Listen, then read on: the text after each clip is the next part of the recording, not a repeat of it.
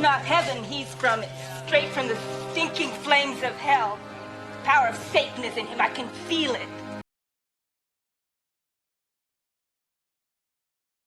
As an actor, doing this role, how did you see Edward? Who is Edward? Edward was, to me, when I first read the script, I kept getting flashes of like a dog, you know, just like a chihuahua. Like a chihuahua. Very special little chihuahua with a very short tail. No, I got flashes of a dog, like the unconditional love of a dog, kind of thing, or like a newborn. Yeah, Sort of very blank character that just sort of responds to things as situations come to him. It's just sort of an open book. A feeling. I would assume Edward doesn't fit in very well. It's difficult. Yeah.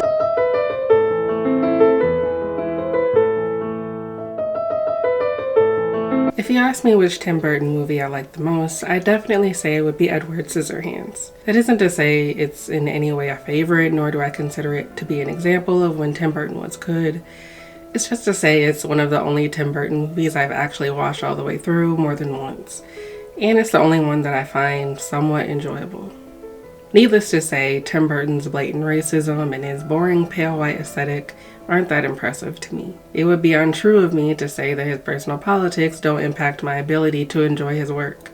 And so maybe you can write off my criticisms as just a sensitive woman who can't separate the art from the artist. You wouldn't exactly be wrong, because when it comes to certain celebrities, such as Tim Burton, I actually do struggle to separate those two things. But I don't think that's the fault of me being an overly sensitive feminist. I think it's a valid and inevitable conundrum to find yourself in when it comes to a man like him. I think the lackluster and anticlimactic emotions that arise when I watch Tim Burton movies are a result of those movies being crafted by an arrogant, bigoted white man whose biased and narrow, simplistic outlook on the world negatively impacts his ability to tell nuanced and creative stories about people whom he claims to identify with the most. Outsiders, underdogs, people who don't fit in and don't want to fit in. Edward Scissorhands, the film, not the character, contains many elements of a dark, campy 90s comedy that I am inclined to love. As a John Waters girly and a Little Shop of Horrors girly, I love a campy movie from the 80s and 90s. I love a period piece, I love absurdist humor, I love an overt allegory, I love campy over-the-top aesthetics, and I love when the acting feels so natural to the unhinged environment that the absurdism doesn't take you out of the movie in any way. I of course love the Elfman score, because who doesn't? And most of all, I love Edward. I love how he is designed and costumed, and I do find his hands kind of mesmerizing to watch. Even just the sound of them cutting and snipping grass along with people's hair is kind of nice to hear in ASMR kind of way. Edward is kind of adorable. He looks like a little lost, sad puppy. It's hard not to feel sorry for him. The 1990 film starts with an elderly woman telling her granddaughter about a man named Edward Scissorhands, a man who had hands for scissors and lived in a humongous dark mansion on top of a hill overlooking a much brighter colored suburban neighborhood. We are introduced to Edward through a woman named Peg Boggs, who works as an Avon saleswoman but struggles to garner any customers. So she decides to see if whoever lives in that dark, creepy mansion on the hill would be interested in buying her skin cream. He isn't, but Peg, who is initially sort of frightened of Edward's sharp hands and his pale, dark, gothic appearance, decides to take him home with her.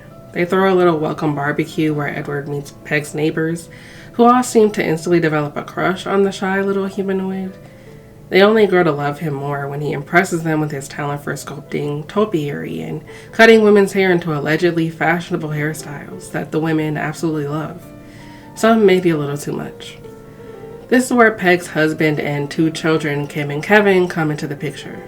Kim, a teenage girl with a shit boyfriend named Jim, finds herself terrified of Edward upon first meeting him when he slices and dices her poor waterbed after she screams her head off after seeing him because her mom didn't tell her that this strange-looking man with giant garden shears for hands was going to be in her bedroom. Just seems like something you want to give someone a heads up about, I don't know. In spite of her fear, Edward begins to secretly fall for her. Meanwhile, due to his abnormal appearance and becoming the neighborhood's gardener and personal barber, Edward becomes a little bit of a local celebrity. He gets a spot on a talk show where he is asked about his hands and whether or not he'd be willing to see a doctor that could give him actual human hands, to which he says yes. But then you wouldn't be special, one of the audience members tells him, to which Peg responds kindly, no matter what, Edward will always be special. And the audience applauds. They won't be applauding long when Peg's neighbor Joyce, who is extremely horny for Edward Scissorhands to finger her, comes on strongly to him, which scares Edward away, leaving Joyce humiliated and upset.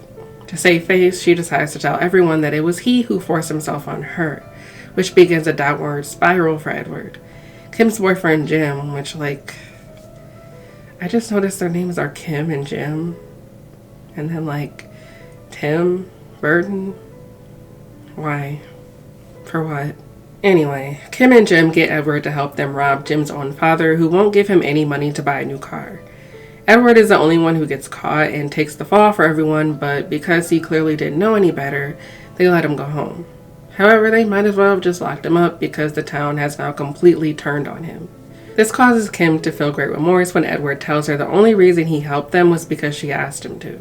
After Peg and her husband Bill try to give poor Edward a lesson in morality, he goes to carve an ice sculpture of Kim, which also reveals to us, the audience, where this mysterious snow we saw in the beginning was coming from. Kim dances and twirls as the snowflakes fall on her, but the moment is brutally interrupted by Jim, who approaches them, causing Edward to cut Kim's hand by accident. Jim then decides that Edward did it intentionally and tries to chase him out of town. He almost does, but not before almost running down Kim's brother Kevin, who is saved by Edward. He ends up accidentally cutting him as well with his hands while trying to help him, leading the neighbors to think Kevin was being attacked. Kim tells him to run when everyone, including police, descend upon him, and he returns to the dark, creepy mansion at the top of the hill. The police give up on searching for him after 2 minutes, but Kim finds him later, telling him how afraid she was for him, just as Jim shows up with a gun and tries to kill Edward. But Jim, for some reason, forgot that this is a man with giant sharp scissors for hands, and Edward stabs him and pushes him out the window. Kim and Edward get to share a kiss finally before they tragically part ways forever, and Kim tells everyone that Edward and Jim killed each other. The elderly woman from the beginning is shown to be Kim, who tells her granddaughter that she never saw Edward again. Her granddaughter smartly asks her, why the hell not, since he still lives at the top of the hill, and she says, well, I'm an old hag now. He wouldn't want my old wrinkled ass pussy. Could have gone up there. You still could go. No, sweetheart. I'm an old woman now. I would rather him remember me the way I was. Ma'am, he has scissors for hands. Anyway, the last shot of the film shows Edward in the dark, creepy mansion, still sculpting and making the snow fall in this Californian suburban town. The end. My high school photo. Not since that was the last time, actually. It's funny. Just today, thinking about all the different movies you've done, and I don't mean this. I don't mean this in any way to be derogatory or anything. It's just that you see your movies and they're so dark, and they have such a sort of twisted reality that I think, as a child, this guy must have been an outcast. Is that fair? Is that? Well, you don't set out to be an outcast. Somehow society has a way of putting you in that. But, I like to, I would do things in my neighborhood like pretend that, you could do it with younger kids, because they're more gullible. Pretend that there was quicksand in the backyard. Or one time I convinced this other kid that his parents had put too much acid in the pool. Mm-hmm. And I threw some clothes in the pool and said his brother had disintegrated. And he ran screaming to his mother. So what a fun guy to have around the neighborhood. In a review for the film by our late boy, Mr. Roger Ebert, he, to my surprise at least, gave the film a 2 out of 4. Praising Tim Burton's unique style that at the time went against the typical Hollywood grain while also criticizing his lackluster storytelling. The director Tim Burton wages a valiant battle to show us new and wonderful things. In a Hollywood that placidly recycles the same old images, Burton uses special effects and visual tricks to create sights that have never been seen before. That is the good news. The disappointment is that Burton has not yet found the storytelling and character building strength to go along with his pictorial flair. That was true even in his Batman, which was 1989's box office champion, but could have been a better film, I believe, if there had been anyone in it to inspire our emotional commitment. Even comic characters can make us care. Unlike Richard Donner's original Superman, which actually had a heart beneath its special effects, Burton's Batman occupied a terrain in which every character was a grotesque of one sort or another, and all their actions were inspired by shallow melodramatic motivation. This is something I agree with wholeheartedly when it comes to Edward Scissorhands especially. Given that it is one of the few films by Burton that I have fully engaged with and analyzed as a piece of media, I can see now more than ever why his films just don't sit right with me. I didn't end Edward Scissorhands feeling as though I just watched a really insightful film, even though that is absolutely how the film wants me to feel by the end. Edward Scissorhands is described typically as a story about why it's wrong to other people, to reject people and alienate them because their experience is confounding and scary to us and disrupts the status quo. There is an obvious disability allegory taking place in this movie. When Edward is brought into this brighter and more colorful world full of bright, colorfully dressed white people, he realizes the world he now exists in isn't built for him. He can hardly complete simple tasks with his hands like using silverware to eat food. He becomes in some ways fetishized by their neighbors who treat him more like a novelty than an actual person, and is valued almost purely for his artistic talents that bring joy to others who now have animal-shaped bushes on their front lawns. Edward even experiences ableism from Kim's boyfriend Jim, who even refers to him as the R slur in one scene. Author Liz Camey, in a 2024 article for The Comedian, wrote specifically about the mental health allegory they noticed in the movie's themes. The author seems to think this is different from the typical readings of it as an allegory for disability, saying, Edward Scissorhands is a cult classic starring Johnny Depp as Edward and Winona Ryder as his love interest, Kim. While the film has been widely interpreted for its themes of social isolation and feeling like an outsider,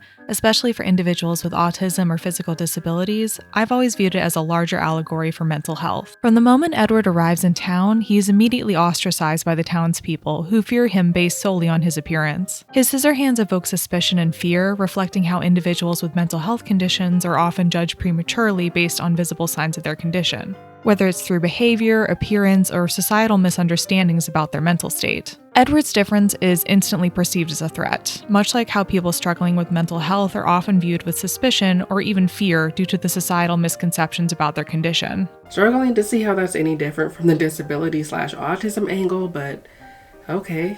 The author goes on to describe how Edward's hands inadvertently caused harm, which then caused people to fear him, and how this underscores the ways people with mental illnesses are alienated when their behavior is perceived as dangerous or unusual, which only leads to further alienation. This particular section of her analysis I agree with. Edward Scissorhands inevitably cause problems, just as the symptoms of mental illness can interfere with daily life. He unintentionally injures others, often when startled, much like how individuals with mental health conditions might inadvertently hurt relationships or create misunderstandings when they are overwhelmed or triggered. These incidents are often misinterpreted, leading to further ostracism. In Edward's case, the townsfolk's growing fear culminates in a witch hunt against him, symbolizing how society often scapegoats and ostracizes those who are different, particularly when it fails to understand the complexities of mental illness. Correct. However, I still don't think that completely deviates from other interpretations. Having a mental illness can make you an outsider, and the more stigmatized the mental illness, the more stigma you will experience. The film's message is pretty straightforward, and while there are some complex and intriguing aspects, it's not actually that insightful when you really think about it. Going back to Mr. Ebert, he rightfully lambasts the lazy and predictable latter half of the movie, which sees the boring formation of a hacky love triangle with a very trite conclusion. This conclusion is so lame, it's disheartening. Surely, anyone clever enough to dream up Edward Scissorhands should be swift enough to think of a payoff that involves their imagination. All of Burton's movies look great. Pee-wee's Big Adventure was an unalloyed visual delight, and so is Beetlejuice, and Batman gave us a Gotham City that was one of the most original and atmospheric places I've seen in the movies. But shouldn't there be something more? Some attempt to make the characters more than caricatures? All of the central characters in a Burton film, Pee-wee, the Demon Beetlejuice, Batman, the Joker, or Edward Scissorhands, exist in personality vacuums. They're self-contained oddities with no connection to the real world. It's saying something about a director's work when the most well-rounded character and socialized hero in any of his films is Pee-wee Herman. 3 years later, Johnny Depp would star alongside Leonardo DiCaprio in a movie titled What's Eating Gilbert Grape. A movie that would be one of many in a now looked down upon genre from the 90s, which saw many beloved and acclaimed actors badly portraying characters who would now be described as having autism spectrum disorder. In said movie, Leo DiCaprio plays the autistic brother to Gilbert Grape, who, as far as we know, is not autistic and also hates his small town life that he is forced to reside in order to help take care of his brother Arnie and his mom, who is very fat and disabled due to her weight. The reason I'm bringing this movie up is because, weirdly enough, Johnny Depp's Edward Scissorhands is not that much different from how the character of Arnie, Leo DiCaprio, is depicted. When you consider the neurodivergent allegory for Edward Scissorhands, that comparison begins to make a lot of sense. Like many writers have been prone to do when writing neurodivergent characters, both Arnie and Edward are pure innocent souls who just don't know any better and exist purely to be pitied. They are sweet because they don't know any better. They are sweet because they aren't actually men. They're sad little boys, sad little puppies, who haven't been corrupted by our evil, judgmental society. Johnny Depp has said in various interviews that he always viewed Edward as a dog. And then, but the Edward Scissorhands movie, I mean, that was such an unusual part, first of all. Is that what appealed to you about that movie, the fact that this guy was different? Yeah, what appealed to me mostly was when I read it, it hit me so hard, the idea of this character. But it was also very challenging because there was nothing to base him on, really. Yeah, right, exactly. He's not human, he's not a robot, he's not... So I based him on dogs that I've had. Really? What do you mean? Several dogs. On dogs? Dogs. Yeah. What's the correlation there? Just that the unconditional love of a dog, you know, when maybe you scold the dog and he goes into the corner, but suddenly if you call him back, he's right back, you know, and everything is forgotten. And I saw that in this character. He was really a lovable character. You know, my... And Edward, when I read the screenplay, I found myself at the end of the thing, like, you know, I hate to say it, but yeah, crying, you know, sobbing when I read that screenplay. And I knew that I would never be chosen as Edward Scissorhands to play that part, even though I knew it was me. Because everybody in Hollywood was gagging for it, you know. Tom Cruise was talked about. But what I drew upon with regard to Edward was I had a dog, you know, once, and it was the most loving, caring, had the kindest eyes I think I've ever seen. Dog does something bad, whenever you scold it, it goes to the corner. The second you call it back, it's there. Unconditional love, innocence. So that dog became the part of the foundation of the character. So the character really was based on a dog that I had, and I know, right? I can remember reading the script and it's embarrassing, weeping. I mean, I cried, you know, I read the thing, I cried. I thought it was one of the most beautiful things I'd ever read in my life, you know. He even cried when he first read the script. Edward was always someone for us to weep for. Jim, his polar opposite, exists for us to hate, but in a way that is extremely boring. Titanic, which also contains one of those love triangles where the side you're rooting for is obvious and non-negotiable, at least involves a shitty abusive antagonist who is interesting to watch. Jim is not. He is a boring villain, and Edward only looks more interesting. He looks like a pitiful sad dog who's been abandoned in the pouring rain. But who he is deep down is pretty one-dimensional, and how he is presented is simplistic, bordering on juvenile. It's like Shallow Hal's childish message about inner beauty. The love story isn't convincing because I don't actually understand why either of these people fall in love with each other. Kim just feels sorry for him. Rightfully so, I guess. But then in their last scene together, she tells him she loves him. Okay, but why though? You barely know the guy and you were actually frightened of him not that long ago. Why do you suddenly trust him? Because he didn't snitch on you? We don't get that much insight into Edward as a person.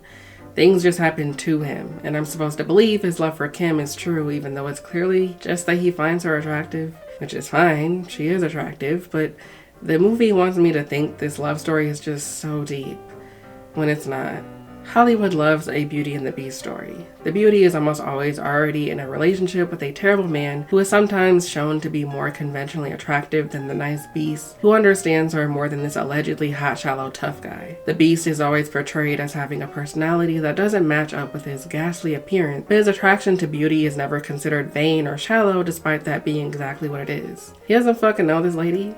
King Kong doesn't know who Anne is. She's some white bitch he kidnapped and thought was hot, but for some reason, because he's ugly and quiet and introverted, that somehow means that he values her for more than her beauty, unlike the man she is currently with, or the man who is also in lust with her. Then the film ends with Kim saying she's too old and decrepit to be with Edward now, and even though it was important for her to love him for who he was on the inside, it's what's on the outside for her, and her outside is just a little too wrinkly now. Like, sorry, but your whole inner beauty message completely falls apart with this one line.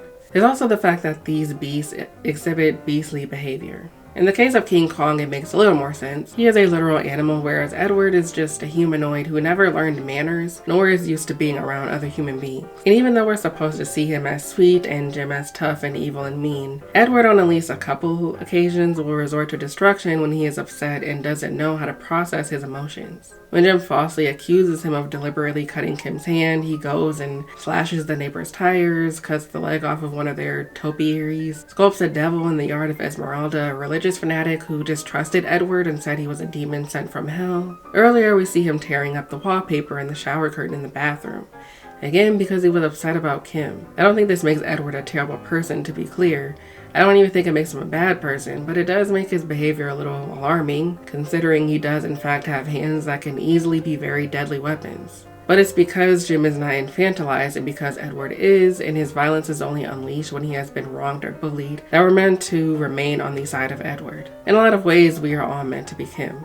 We see him, we possibly find him to be a little scary initially, but then we see his innocence, his toddler-like wonder with the world around him. And we start to think, wow, maybe I can fix him. So, why am I even talking about any of this? Well, I realize that the story of Johnny Depp, or I guess the story of how he became such a beloved celebrity, can easily be traced back to Edward Scissorhands in more ways than one. It not only officially put Johnny Depp on the map as a seemingly versatile actor in a much more commercially successful way, but it acts as an illustration for how the public would go on to perceive him for the next 30 years. Growing up, I had always heard about Johnny Depp. For a long time, he was just that one actor who was always playing some wild and eccentric character and was always made up in these insane costumes that sometimes completely distorted what he actually looked like. He was Captain Jack Sparrow, a character from a Disney movie franchise that I have literally never gone out of my way to watch intentionally. I've maybe seen a few scenes here and there, but I never watched any of those movies. Not much of a Disney fan, if I'm being honest. The Tim Burton Charlie and the Chocolate Factory was always off-putting to me. The color grading and the weird look they gave Willy Wonka just completely turned me off to ever enjoying that movie, let alone watching it all the way through. I say all this to say that his movies at the time just weren't interesting to me. But then, during my John Waters phase, I discovered the movie Crybaby. Crybaby was another cult classic from 1990 by the iconic gay director John Waters, who we have to thank for giving us Hairspray just a couple years before. With Iggy Pop and then porn star Tracy Lords starring beside him, Johnny played yet another sweet, misunderstood bad boy who literally cries with just one single thick tear coming down his face. At the time, I remembered reacting the same way Joyce did when she first met Edward Scissorhands. Absolutely enamored and extremely horny. At the time, I thought, wow, what a beautiful man.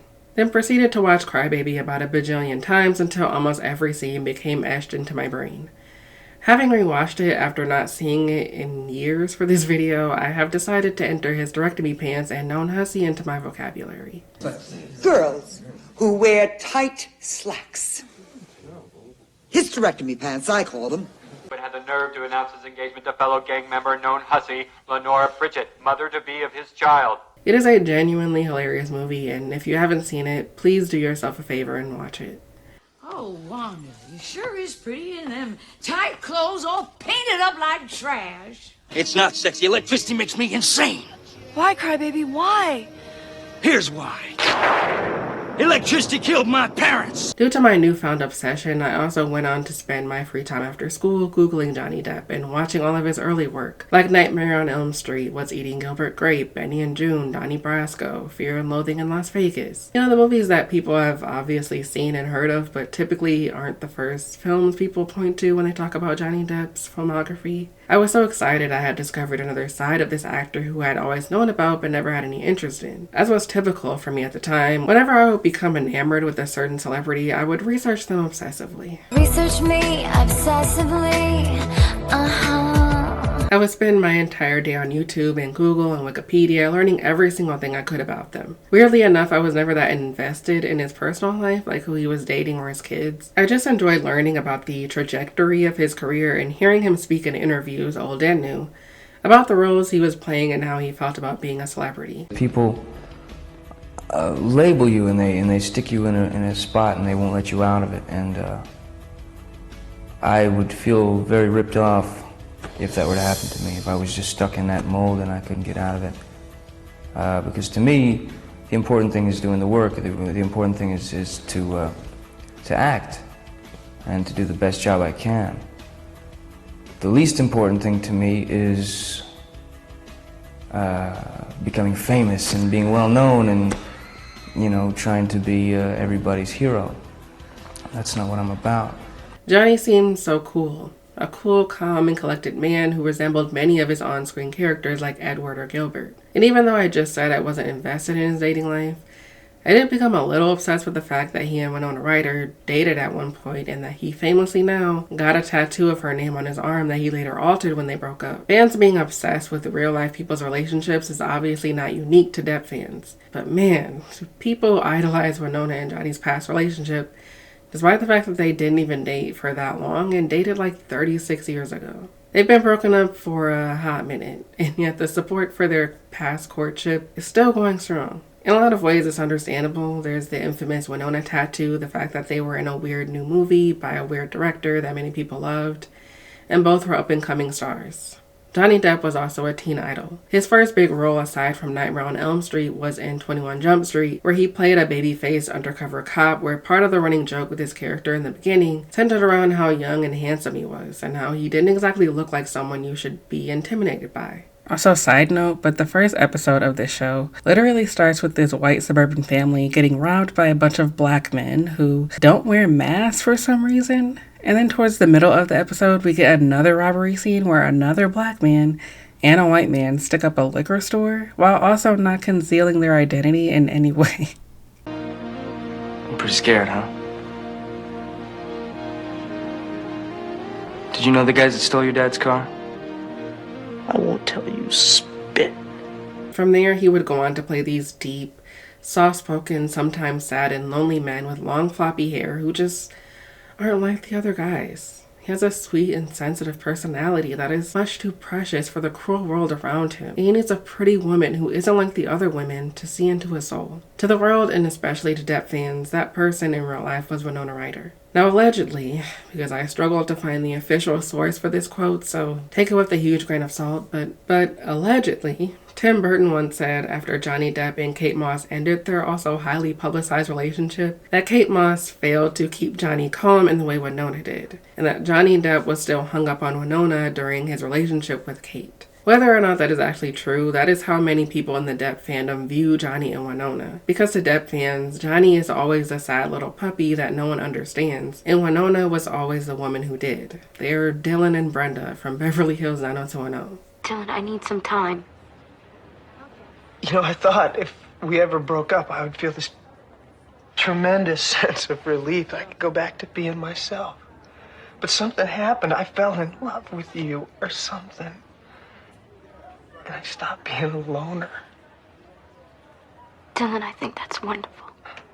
I think it's terrible. Even though we know that Winona and Johnny began dating when she was only 17 years old and he was 26, and Johnny was her first everything according to her, or that they got engaged after only 5 months into the relationship, or that Johnny got her name tattooed on his arm after getting engaged and how that's, you know, a little weird. Or that Winona was racked with emotional distress afterwards and struggled to recover from the breakup. We're still going to idolize not just Johnny, but the relationship and treat Winona as the one who got away. We also know that Winona has spoken vaguely about the fact that her first boyfriend, Johnny Depp, would destroy property and smash things. The scene where I trashed my dressing room was my last scene. I remember my first boyfriend used to smash everything. At 18, everything is dramatic. Her first boyfriend used to smash everything? Wow, so romantic. Seems like she wasn't that skilled at keeping him calm then, huh? This idea of Winona and Johnny is just that of Kim and Edward. It's just the Beauty and the Beast narrative in movies like King Kong. In Peter Jackson's 2005 atrocity that I will absolutely be making a video about in the near future, we see Kong destroying New York City and terrorizing Adrian Brody in a taxi cab before Anne, her whiteness, blonde hair, and blue eyes, calm the big giant black beast. That's what happens. Beauty taming a beast. People love that shit. And when it comes to Johnny Depp, that is to be expected.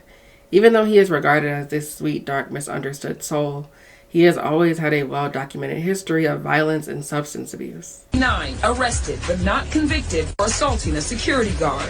And he was constantly swearing and pushing and shoving and punching. After allegedly trashing his hotel room in the presence of girlfriend model Kate Moss. Johnny, do you know what happened? What? Can you say what happened? Yeah, I met some nice people here. And I sort of had this thing going. You're a big man, crybaby, but you're lower than your dead father. And guess who pulled the switch on that jerk? My grandpappy, that's who. And I had a speech where I tell him that my grandfather killed his father, and in the electric chair, and he used to spit on the ground. He actually spit on me. As I remember it. Now, you know, when you ask several people about a fight, everybody's going to have their own interpretation. Well, I just remember we were doing this number, this chicken fight number.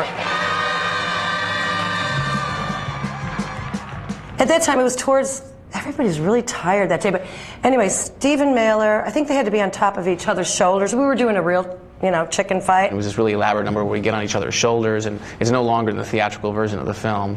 I just remember the director was shooting a master. There was a lot of extras around the stage. The director was way back there with the camera, and he yelled cut when the two of them were going into their little fighting things. They were supposed to fight during the musical number and in the scene, and they didn't stop fighting. And I sensed like it was a little more than acting at that point, and I was like, you guys, hey. I think Johnny pushed us at one point. And we had this whole thing in the end, we dropped our pants.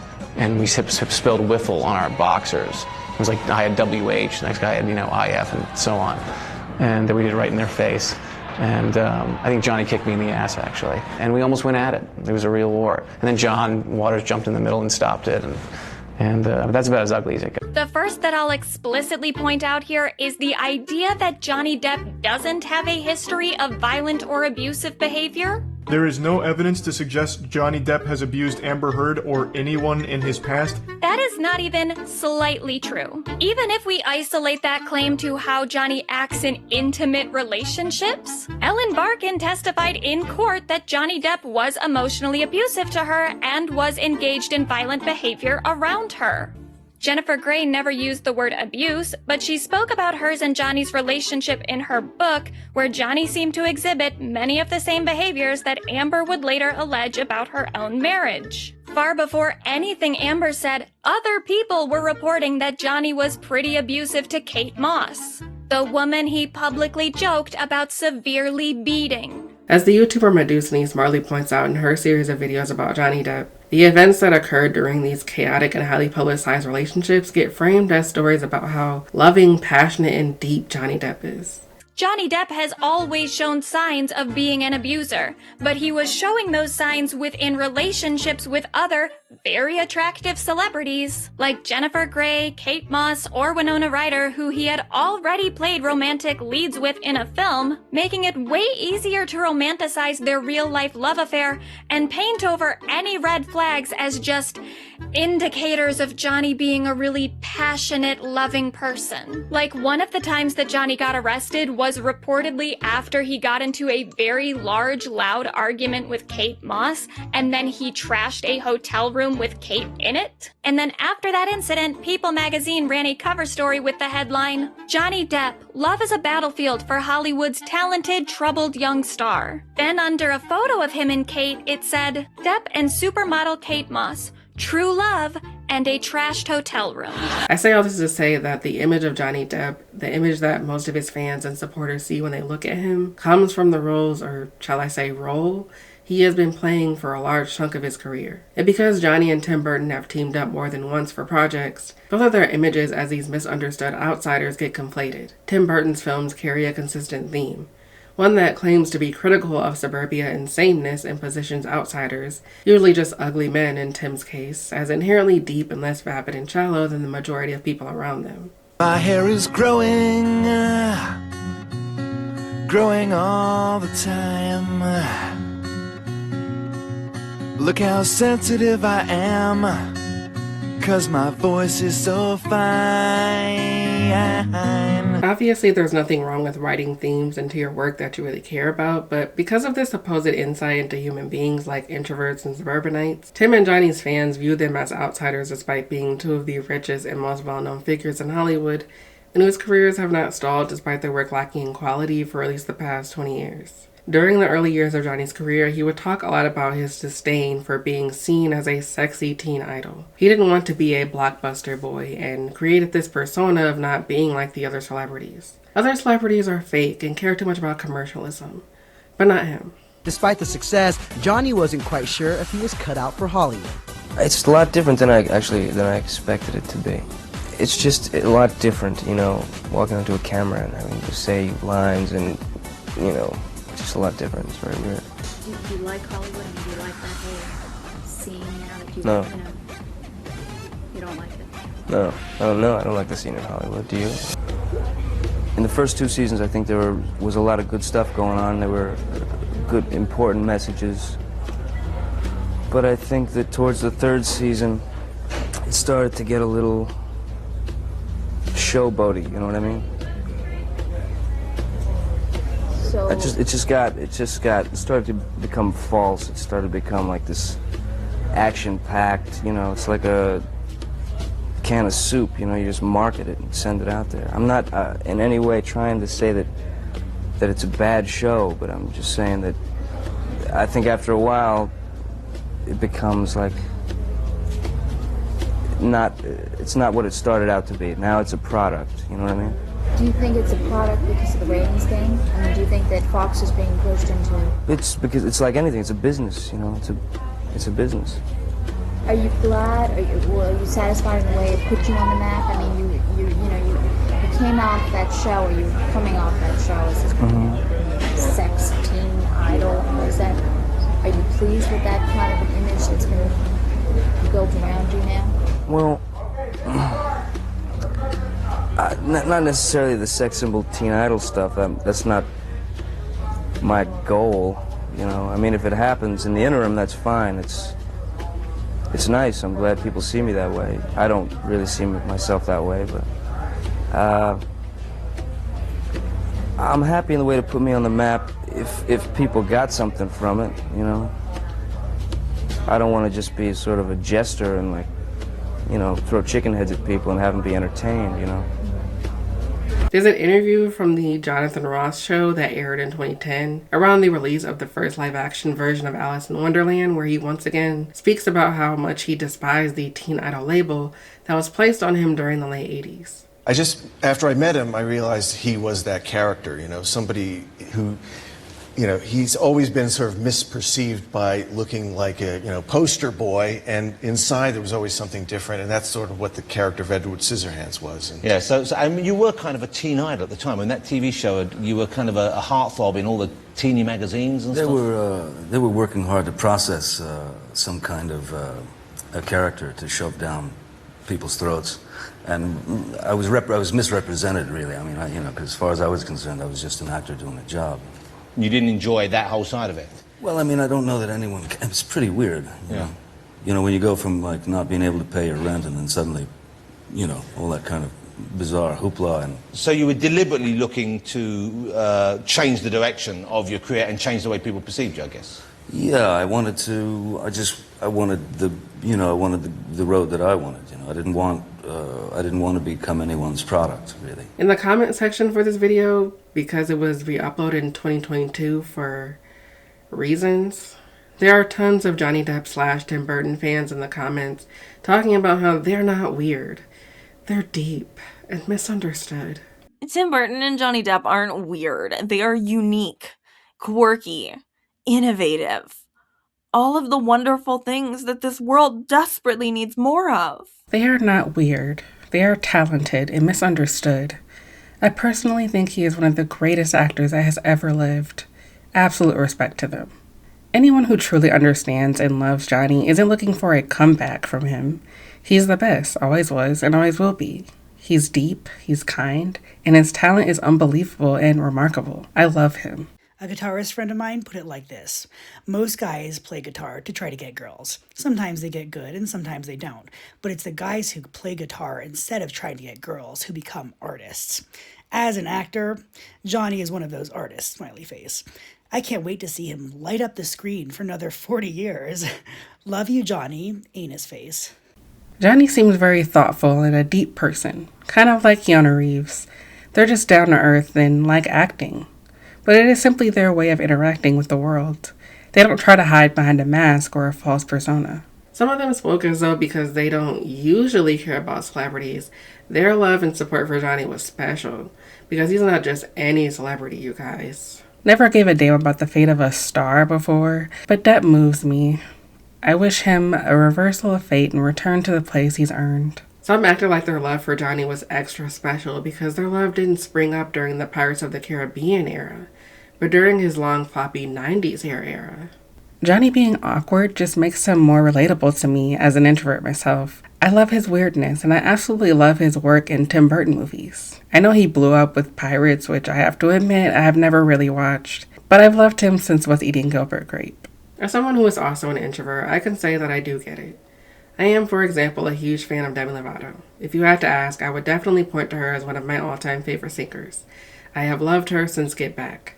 I grew up reading teeny bopper magazines like J14 and Tiger Beat, and pretty sure there was one called Bop or something like that. And I would always read interviews with her. I would watch videos she posted with her then bestie Selena Gomez on YouTube and would watch her speak about herself and her singing career in YouTube videos. I like that she spoke about bullying, something that I was experiencing at the time, and I especially could have loved her during her post-Disney days when she became a more outspoken advocate for mental health and was open about her struggles with eating disorders and substance abuse. I was a teenager at the time when my depression first started to become a hindrance to my life, and I remembered her speaking about her depression and for the first time connecting with a celebrity whose issues felt so recognizable to my own. I'm not sure what it was aside from her incredible range or her music, but I think my fixation partially formed because she had this not like other celebrities image.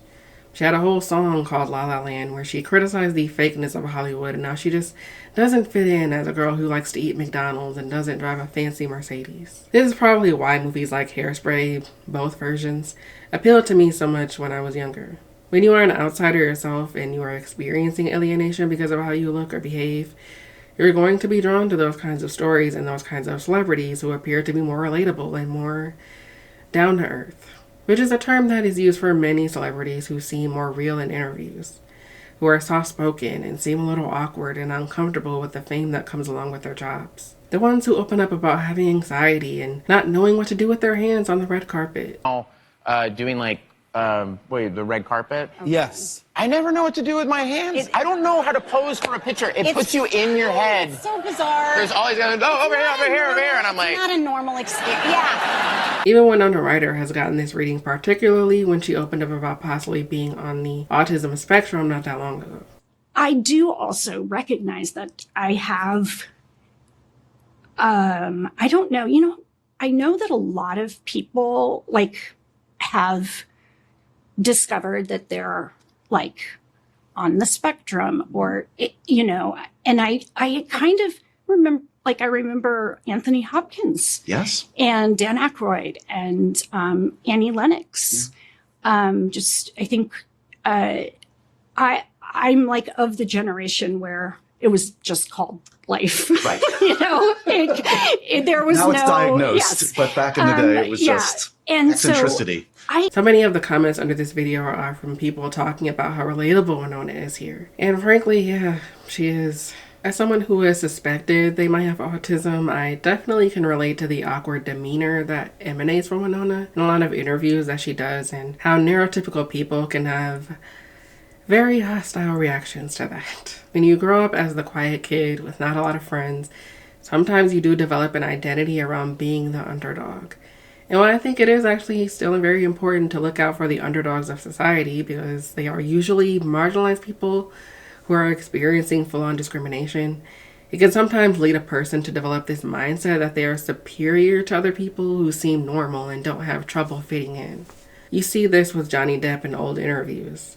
I remember seeing comments from fans talking about how Johnny Depp has remained the same kind of man for his entire career and has repeated similar sentiments throughout the years about being quiet and deep and not being like other people. This is regarded as a good thing, a sign that Hollywood did not change him even with all the success he has procured, that he didn't sell out or something. Tim exhibits the same traits. Both men are beloved and seen as unique because they don't seem to just be another cog in the Hollywood machine. But that, kids, is what we call bullshit. For one, as the YouTuber Lola Sebastian noted in her video about Sweeney Todd, Tim acts like he's the king of outsiders while also openly stating that people of color, marginalized people, outsiders, don't fit his aesthetic. He acts like a humanoid who dresses like a goth, has jet black messy paintbrush hair and sad eyes, represents a true outsider. All of my movies must be straight and pale white, but I'm definitely the Lorax of the outsiders who speaks for the outsiders, you guys. Tim Burton is not out here trying to give roles to the outsiders who don't usually get cast and shit. He isn't centering the actual people who are called weirdos and freaks. He's centering cishet white men who are just a little too weird and shy and got rejected by hot girls in high school and have convinced themselves that it's because of how special and quirky they are. Tim Burton and Johnny Depp are not outsiders. And as we will begin to unpack in just a moment, Johnny Depp is not that much different than other powerful rich men in Hollywood who use their money and fame to control people. Johnny is not unique when it comes to his violent behavior, his abuse of young women that he has been in romantic relationships with, and when it comes to how he has been perceived in light of those allegations of violence and abuse, that is also not unique in the slightest. Johnny's fans say that there is just no way that Johnny Depp could be anything that his ex-wife Amber Heard described him as, because they believe in their heart of hearts that they know Johnny. Because they watched how humble and down-to-earth he was in an interview or two, it just doesn't match up to someone who would rape and beat their wife. Johnny Depp is so lovely. I can't imagine anyone fortunate enough to be close to him would deliberately hurt, manipulate, and try to destroy him. Mind-boggling. Like that comment I read earlier that compared him to Keanu Reeves, said Johnny Depp doesn't wear a mask, but he kind of does. He masks the possibility of being a violent abuser with this calm, cool, collected, soft-spoken manner.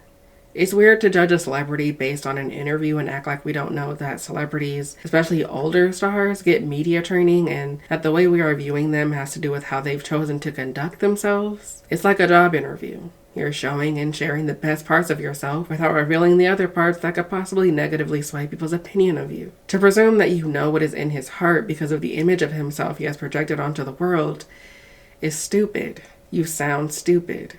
These people talk like their love for Johnny Depp is special and isn't like any other stand-in when it is. Men can be insane and conspiratorial Johnny Depp stands, but God forbid someone be a Taylor Swift stan. Because it's a man with a large portion of his fan base being other men, and people believing he was wronged by false allegations, people think their support isn't impacted by the media they've consumed, or the narrative Depp has constructed. They are doing the very thing they criticize people like me for, failing to separate the art from the artist. But did we all just forget Bill Cosby? He also constructed this wholesome, conservative, not like other black people image, which had a huge impact on people's ability to grasp the idea of him drugging and raping women. We claim we know and understand that rapists and abusers can come in all different shapes and sizes, and that you shouldn't judge people based on what's on the outside. And yet, if it's a man we like, all logic and reason goes out the window. People are heavily swayed by narratives rather than actual facts, whether they like to admit it or not. Because the way people perceive his ex-wife Amber Heard has to do with narratives that were constructed not by her, but by Johnny Depp's team and his diehard fans. And one of those narratives was one of the hot, young, manipulative, gold-digging life.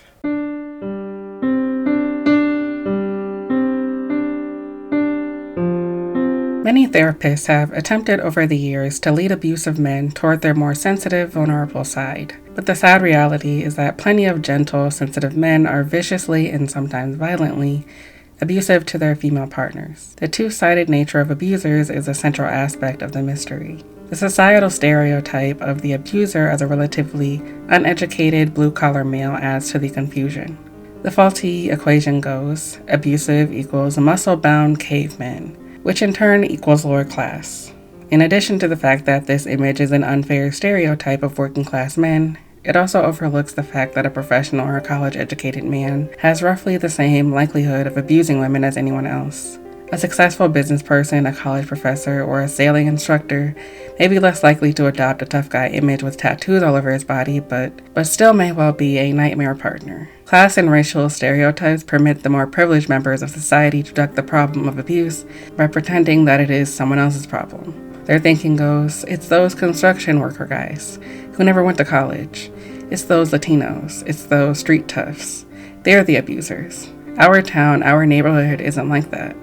We're not macho men here. Dime. She had her sister living off of Johnny's dime, who then brought in the boyfriends and the fiancés, all living rent-free, not just in Johnny's mind, but in his wallet, okay? I ain't saying she a gold digger, but she ain't messing with no broke. So, there's this dual narrative around the youth that I don't think we talk about enough. Whenever we talk about ageism, we are usually talking about older people, and I think that's mostly fine because elderly people do absolutely experience oppression. Topic for another video though. But something we don't like to acknowledge is this belief that adults, or just people who aren't young, are better and smarter than people much younger than them, and that does include teenagers and young people in their early 20s. Because of things like adult centrism and adultism, we don't care to unpack how kids aren't always taken seriously or listen to about the things they've gone through.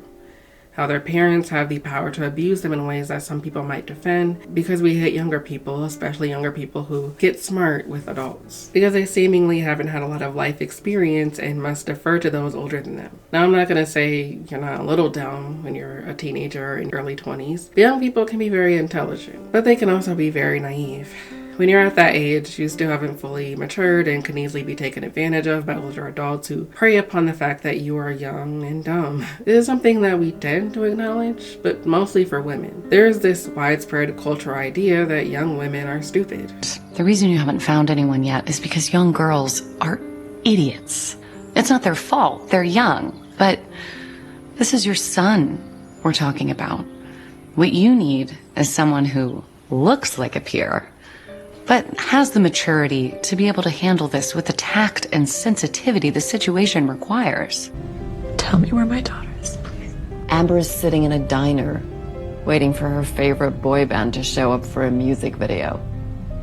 It's the Castle Diner if you want to call and check.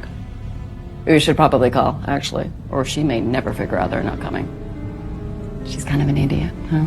Teenage girls in the media are usually written as these vain, shallow, dumb, bitchy, self-absorbed women who are way too concerned with posting the perfect selfie. I don't know if y'all remember this, but there was like a mini moral panic around selfies during the mid-2010s. Despite the fact that people have been taking selfies for literally ever, these girls don't care about anything but vanity and fitting in. And if you really care about vanity, then you are more focused on being beautiful than on being smart. Movies sometimes position younger women as the enemy of older women simply because they are young and aren't experiencing ageism like they are. Instead of being mad at patriarchy or ageism or the older men who prefer younger women, they take it out on younger women. Fuck those bitches for being young and beautiful. How dare they? Because of this deep-seated hatred we have, not just for young people but young women, they are usually portrayed as dumb in stories where older characters are centered. But honestly, even if it's a teen show, you still get these stereotypical depictions of teenagers as if teenagers aren't complex human beings and can only fit into archetypal boxes. I'm saying all this to say that for the most part, we think young people are dumb. We tell them to stay in their place when they try to get involved in grown people mess. But while that idea is universally accepted, we for some reason completely flip the narrative if a younger woman has either accused an older man of abuse or sexual assault, or both, or they've just been revealed as an alleged victim of these men. Suddenly young people are actually really smart. In fact, they're so smart that they were somehow able to control the life of a much older and richer person. They weren't just smart, They were masterminds. If it's a case about statutory rape, people's brains hit the Microsoft blue screen of death and forget that statutory rape is still rape and is still, wrong. In the past, we found ways to perpetuate this narrative of a young person having the ultimate power and was able to seduce this older person who just couldn't help themselves. You see this with the way people talk about gold diggers. People talk about them as if they are these evil, usually young people taking advantage of an older person in their perceived generosity.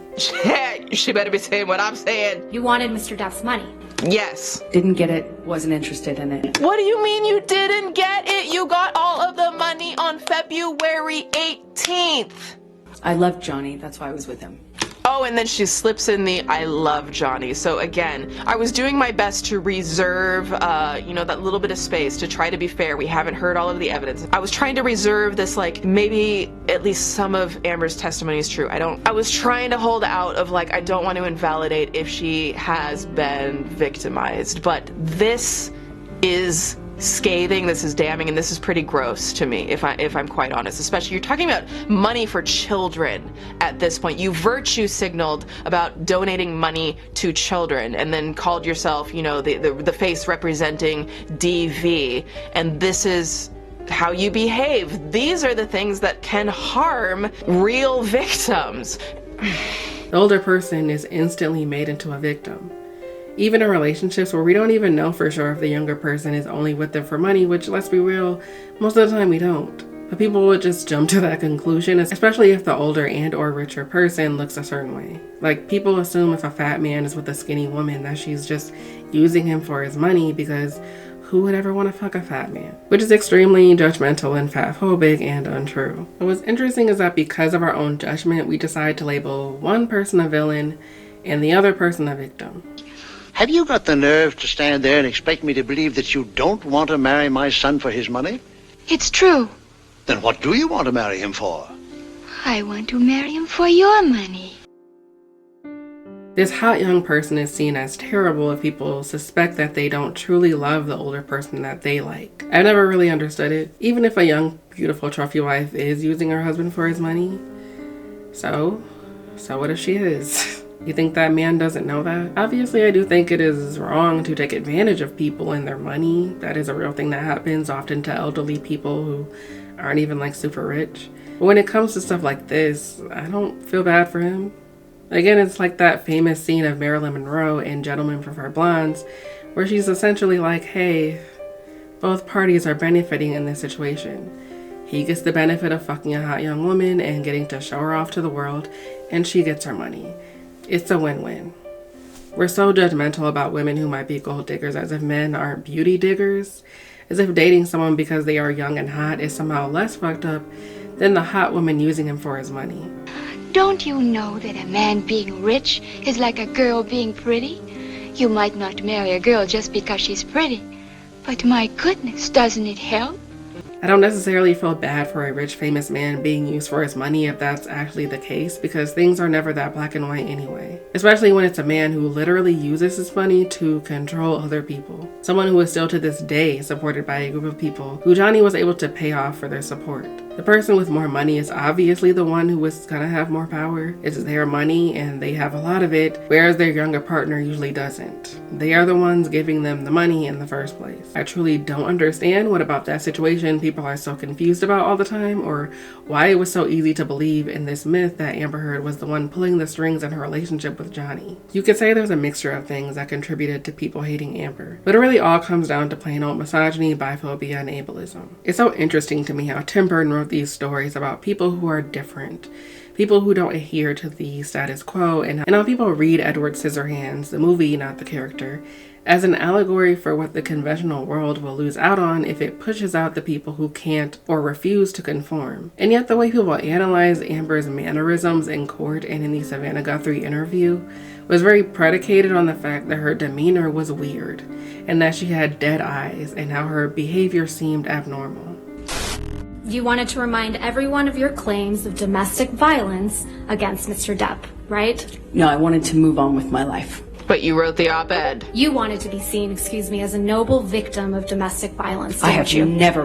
never wanted to be seen as a victim. Ooh, the anger, the lowering of the jaw, to peer, you know, beneath the brow, the daggers that Amber is giving right now. She hated the word noble, and she very clearly hates the word victim. Now, this can be interpreted in a lot of ways. I do know, again, from my own personal experience, that there are times when I'm not comfortable being referred to as a victim, but it's not something that like makes me angry. I prefer the word survivor most of the time.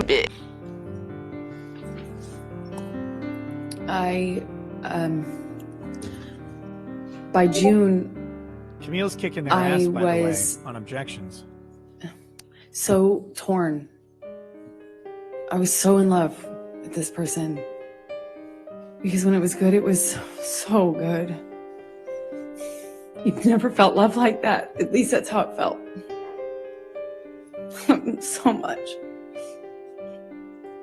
The mouth is bad. Oh, like he recognized me, and I recognize. First on this one, we see another huge one-sided shoulder shrug, and like we talked about before, that indicates she's not totally comfortable with her answer. It doesn't really mean it's deceptive. There are no absolutes. That means just because somebody does something, scratches their nose or bites their mouth, it doesn't mean they're being deceptive or telling the truth. It's just one of those a cue you look for to add to a group of cues to make sure things are going in the direction you think they're going. The biting of one side of her mouth seems to be an adapter at that point, but it falls right in line with all the other cues that she's displaying to show she's tentative, unsure, and uncomfortable. And she's displaying plenty of anger, disgust, and contempt cues, and a lot of what we've seen up to this point. And also there's that word again, remember. Here it is one more time. And let's pay attention to how it's being used up to this point. It's just here and there right now. It's not very often, it's sparingly, but it's getting ready to go off the rails with it here in a couple of minutes. So this is important, so start listening for it and start counting them when you hear them. All right, Greg, what do you got? That biting the side of the mouth, I agree with you, is typically an adapter. It's bigger than an adapter with her here because she does it 3 times in 3 videos, and they're all pre-violence. If I am a child and I always do that and I get away with it, I'm probably going to do that the rest of my life. And establish a nonverbal baseline from Amber herself so that I can better get a read on her during this deposition. Watch this video. No one had in my family really ever left Texas. My parents in school once were called in and they asked them about me being such an artist and, you know, can I maybe channel that into like more productive things like, you know, math or science or something. And my parents were like, it was this like almost apologetic attitude, like, we don't know where she gets. Okay, so this is actually a fairly, just for your ability to see it, I've watched far more hours on her than I would ever care to admit to be able to establish this baseline, but that little blip there allows you to see some very important things that need to be established while reviewing her body language. She stumbles over her words a fair bit in most situations, actually. She always processes, so that's something that we need to keep in mind as we continue to do a read. She also looks around a fair bit, so that is something that we also need to keep in mind. Her eyes are constantly wandering around. And then along with that, if you look at her eyes specifically, they're not overtly expressive in and of themselves. They maintain this almost hooded expression most of the time. That's just something that is specific to her and how her face and her nonverbal communication reveals itself. Now, this is why I did agree with that movie review in The Comedian when they said Edward Scissorhands are a great metaphor for how people view the strange and odd behavior of mentally ill people, or people who are neurodivergent perhaps, as sinister, as something that suggests that this person is off. Yes, there she is. I'm not a victim, but I wasn't a good enough victim. Hear his own words, which is a promise to do this. It feels as though he has. She answers so, like, Linda, coming back to you now, because there's certain times where she needs to, when it's a dramatic question, where I notice she drops her cadence a bit and she speaks sadder. She has like a sad voice that she instigates. Do you know what I'm talking about? Oh, you just asked me a sad question, so I have to process the sadness, and I have to answer it a little sadder than usual. I mean, but just before, in the little clip about her saying victim, I know during the trial, we had huge notes on that because, like the clip you showed, she puts that wall up right away. Yep. She gets very defensive. And like Jamie said, she nailed it. She just completely nailed it with what she said. She's struggling between, she doesn't understand or really comprehend how she wants to be perceived, since everything she seems to do lately hasn't been perceived well. But I think she was caught off guard with that, and it pretty much flopped on her. And like we've been saying, she's been continuing to dig a hole. But her response is just keep an eye on that, where she does the sighs, she does the eye flutters before answering. And when she does answer, it's usually something where it's almost like the stalling tactic, where it gives her a minute, because I don't think she was really prepared. Right. Amber's supposed mental health diagnosis of histrionic personality disorder, a disorder that is deeply rooted in misogyny, by the way, was used against her. Everyone online acts like they care so much about dismantling the stigma around mental illness, but because it was now convenient to weaponize that stigma, because we know that people still absolutely hold ableist ideas around mentally ill people, especially women, suddenly it's totally fine to perpetuate the extremely fucked up idea that mentally ill people are dangerous, are liars, and are not to be believed because they're just too crazy to be credible. Language uses words that imply, she used words like stop pushing me, stop poking me, stop pushing me against the wall. And they were all figures of speech in that recording. Johnny wasn't actually physically pushing her or poking her or shoving her against the wall. Can't believe this. Please, you're making it worse for me. Okay, I'm sorry for you. You're causing me immense stress right now when you walk away like that. There's no reason to be mad. Well, then say goodbye. I haven't walked away. You're not saying goodbye. You won't let me fucking leave. And when I analyzed that, it told me that she could be the type of person, in that instance she was, the type of person to use words and phrases that are exaggerated, that are not accurate to what is going on. And so when you consider like Dr. Curry's testimony about Amber potentially having a histrionic personality disorder, borderline personality disorder, the histrionic element of exaggerating, being over dramatic and over exaggerating situations, that to me suggests that she overinflates things. So when she says, well, pledge is the same as donation, pledge is a promise. You didn't even sign the promise. Donation means all of those millions of dollars went out of your pocket. So now you are exaggerating what a pledge means. It does not mean millions of dollars came out of your pocket yet, girl. And I think she exaggerates her phrases often. So then if I was in the jury, even if I was wanting to believe her testimony about the alleged incidents of assault and abuse, even if I wanted to believe that, desperately wanted to believe that, I now have reason to think that Amber exaggerates her words and exaggerates situations to make her look either more of a victim or more of a victor, virtue signaling. And then that seems to fall in line with Dr. Curry's assessment that she has histrionic personality disorder. She exaggerates things. This to me is huge. Every move Amber made was seen as inherently sinister and manipulative. But Johnny somehow, because he was able to put on his usual calm, cool, and collected performance, was labeled as being a master at body language. Yeah. I was doing an interview with somebody, and forgive me, I can't remember his name. I'd have to look it up. But he does a lot of analysis of people and running it through like different programs. Mm-hmm. And we were talking about Steve Carell for some reason. But he was mentioning that the reason why Steve Carell could play a character like Michael Scott, who is kind of a repulsive character. I mean, he's a horrible boss and everything, right, but still be likable, is because of his expressive forehead and the eyebrows specifically. And I thought it was very interesting you said that about Johnny Depp, because he is constantly he's masterful, shifting it every which way. So a couple of things. There are people who are known for their ability to control muscles and not. Before Spacey was in so much trouble, I used to say he had the most masterful control of his forehead. If you ever watched it, go look at the Kaiser Sose thing and all of that. He had a concrete brow, no movement at all. He'd move his lower face and not his upper face. Really, it's his stock and trade. And then you see Johnny Depp, who has independent muscle control over his face in a way I've never seen anyone. Go watch Willy Wonka, for God's sake, and look at the number of muscles that guy can control in his face. Like, what do you mean she has dead eyes? Who gives a fuck? What exactly is that supposed to signify? People can't control how their eyes look. The only reason to keep harping on her dead eyes is to imply that that makes her intrinsically evil. People who have dead eyes are evil, I guess. Or that absolutely insane Observed video analyzing Amber's body language. Most of his critiques were focused on how she moved her eyes around a lot and did things with her mouth or looked like she was bored during a deposition, because how fucking dare she be bored during a deposition? How dare this self-absorbed bitch not look like she was having the time of her life? I'm sure most normal people who go to depositions are having a gay old time and absolutely want to be there. No. No?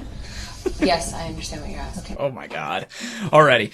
Right off the bat. Okay, so you can see she's doing her thing where her eyes are darting all over the room, but it seems a little bit more excessive as soon as the question comes in. And this is actually common in people who don't want to be in a situation that they're in. This could be due to boredom, this could be due to guilt, this could be due to not wanting to be caught for something.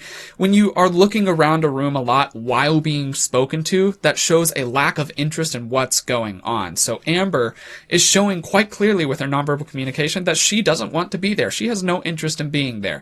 Why that is another issue altogether. But her nonverbal communication is expressing that clearly. Now she also does a thing where there's already a nonverbal misalignment, and a fairly strong one. It has to... A true sign of her real character.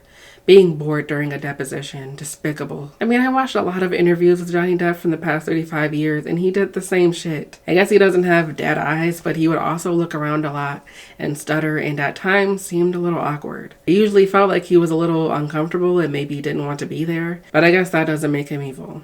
I kind of complained about this in my video about Blake Lively and Justin Baldoni, but people love how awkward and weird Aubrey Plaza is in interviews. Her being weird and hot makes her more likable. Okay. Are there other jobs? You want me to list them? Okay. Fine. Drive a bus. You don't have to be on time. Nobody cares. Work for the water department. You can drain the reservoir and find all the bodies and murder clues. Or just be a dog catcher and just say you couldn't find any.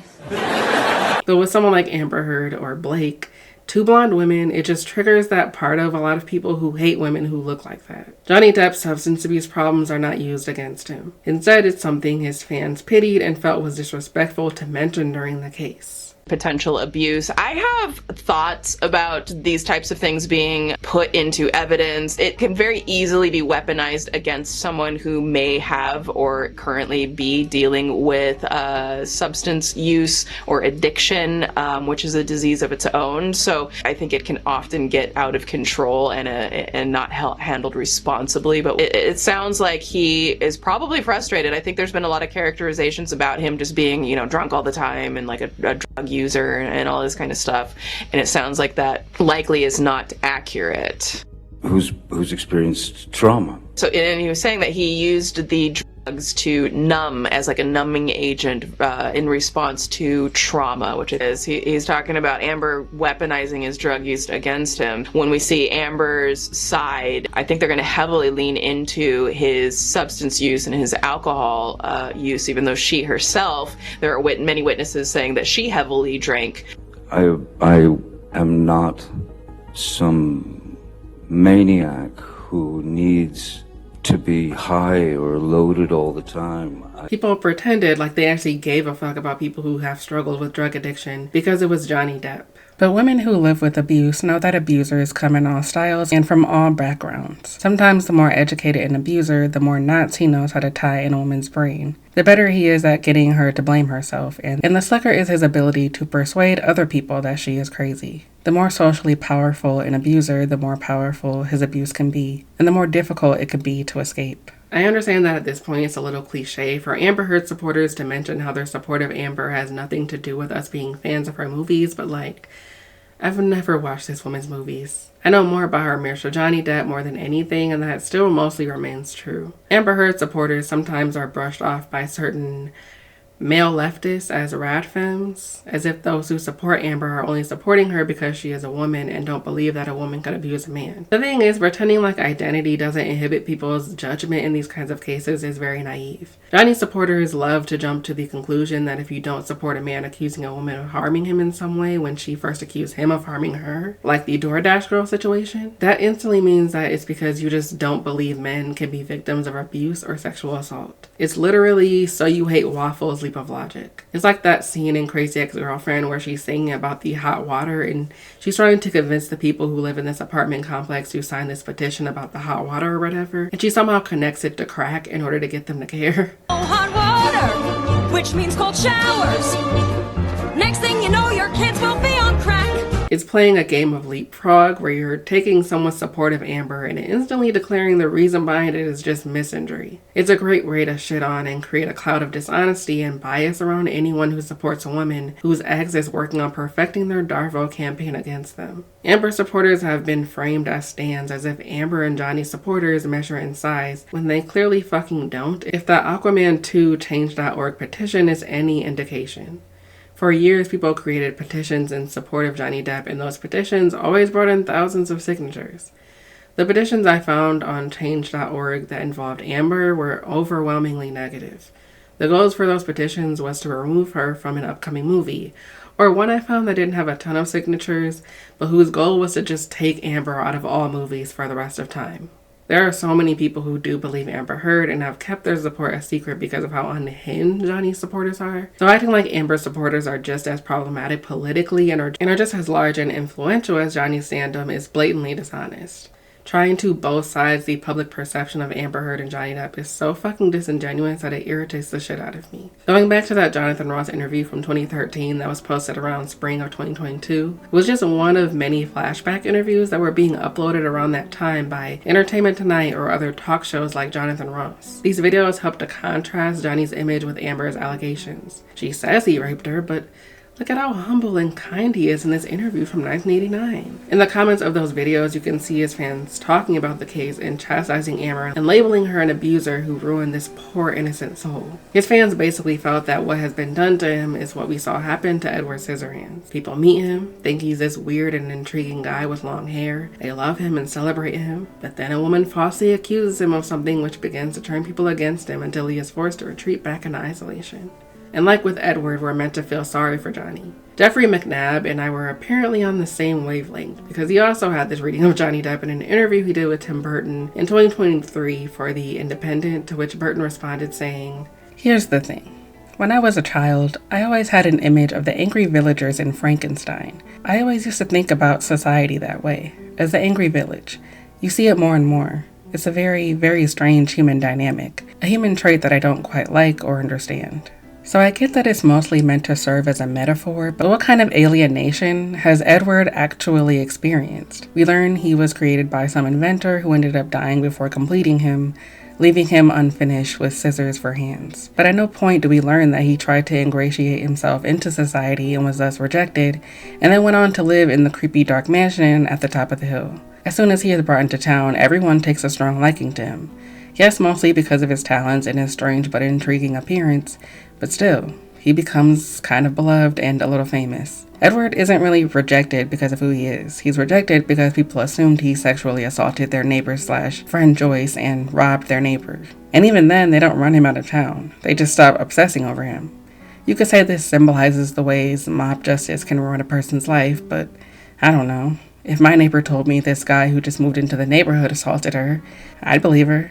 This movie is just one of many examples of films made by men that are trying to have a really deep message about outsiders and inner beauty, but are coming from cishet white men who don't actually know what it truly feels like to be an outsider and to be alienated because of how they look or who they are. The people of Anywhere USA, as Tim Burton calls it, seem like fine people. They don't do anything other than be white and suburban. At least in Hairspray, the thin white people are racist and fatphobic and are actively working to exclude people who are different. They're fine dancing to music made by black people, but don't want to be caught dead dancing with a black person.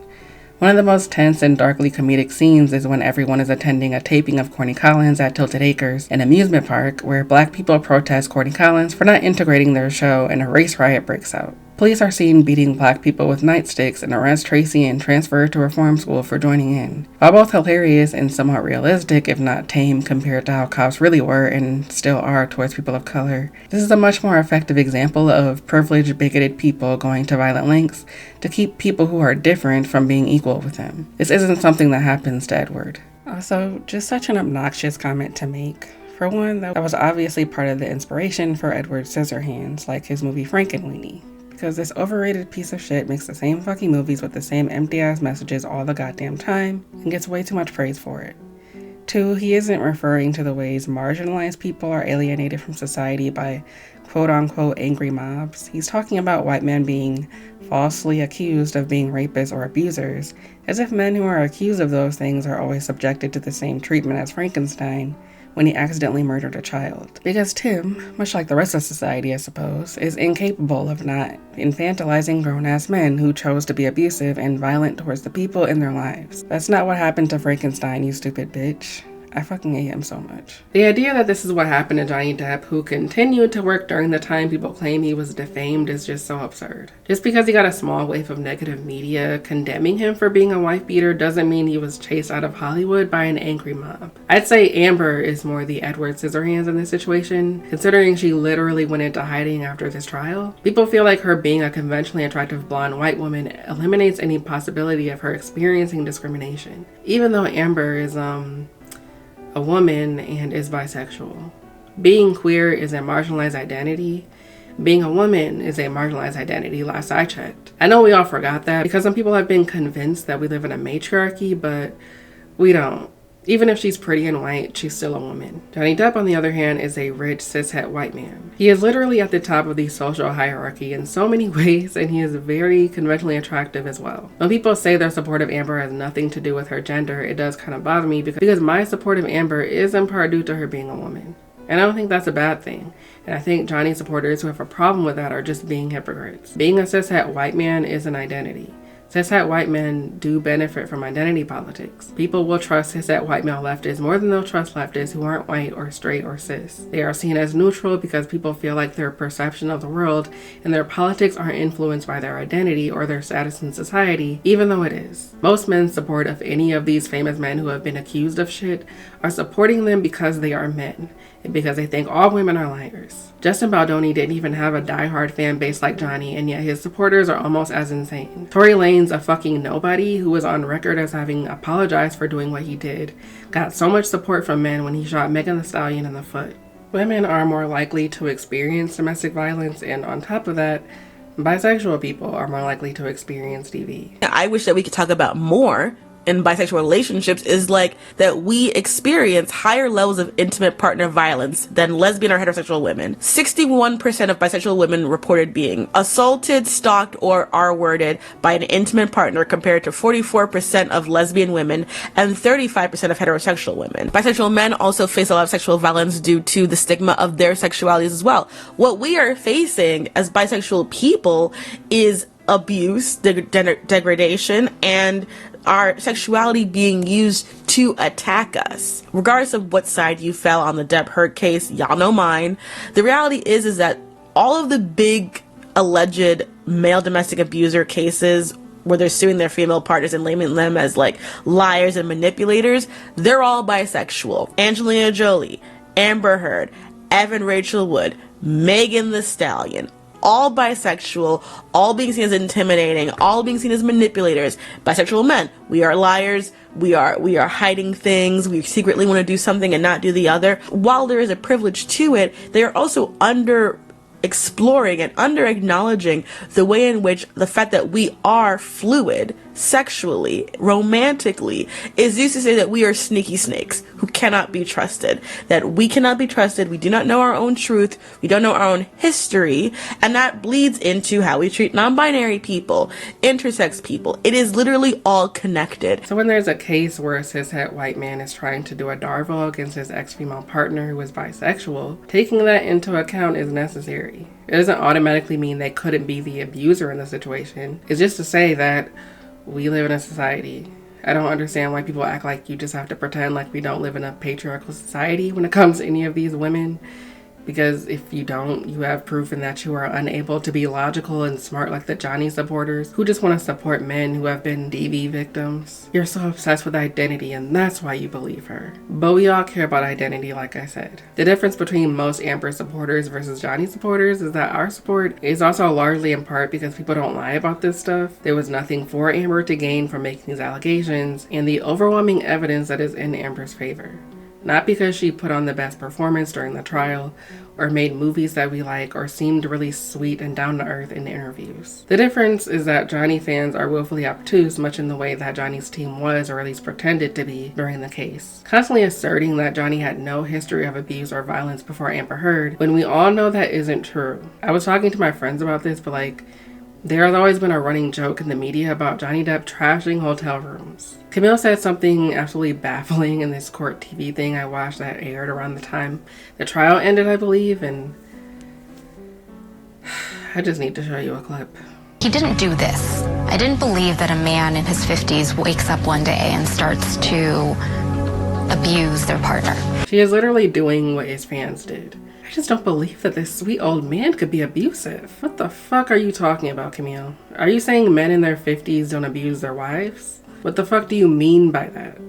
How can she say something like that and still have a job? That is an insanely ignorant thing to say. I think a lawyer should at least know that that statement is ridiculous and dismissive of any person who is being abused by an old man. If that's the reason you don't believe Amber, that defense is embarrassingly stupid. It makes you look like someone who doesn't actually understand anything about abuse. And if your support of Johnny is part of you wanting to support male DV survivors, I think you should care about that. You should want to understand how abuse works. I used to love Johnny Depp, and it was not hard for me to become absolutely repulsed by him as a human being when I learned the actual facts of the case. When I heard Amber's rape testimony and almost cried because I couldn't imagine how that must have been for her. It's sad that so many people chose to focus on her off-putting mannerisms instead. It may be typical of YouTubers now to talk about the dangers of nostalgia, but it seems like people still struggle to grasp how susceptible they are to it. To Johnny fans, he was a talented actor who was on top of the world before an evil blonde bitch came along and falsely accused him of abuse, which led to the poisoning of his beloved status in Hollywood.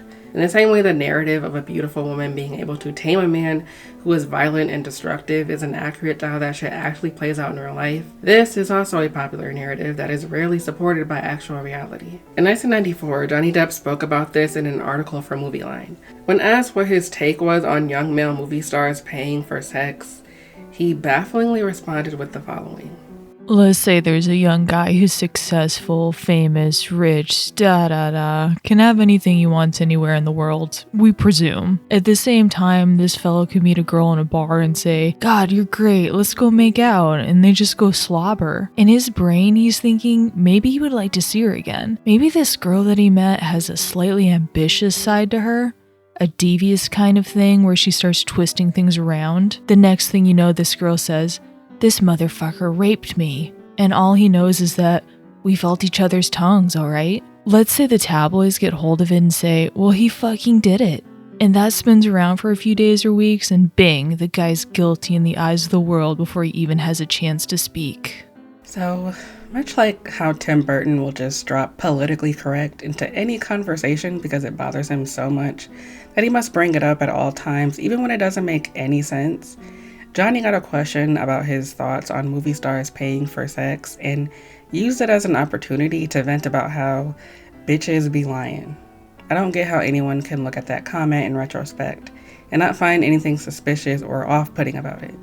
That's such an odd fucking response to that question. But it does line up with how Tim and Johnny have spent the past 30 years constantly positioning themselves as victims. Misunderstood victims. Victims of being misunderstood. Truly the greatest form of injustice I've ever seen. But maybe Tim Burton is correct in some ways.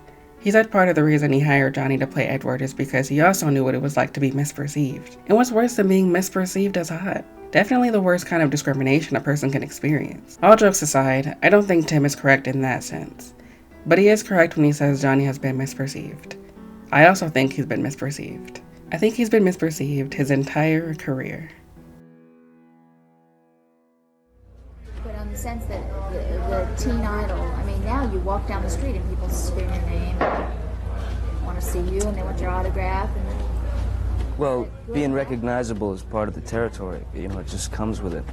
if you, when you start out, and you're an actor and you start doing things and stuff, you're not doing it because you want to be anonymous, right? No, I understand that, but It's just something you have to deal with. Whether it's pleasant at times or unpleasant at times, it's just something that comes along with it. You gotta. But it's good for It's your part of your ego, job, right? I mean, sexy. I don't necessarily say, well, I got to feed feed my ego today, so I'm going to run down the street and see if people recognize me.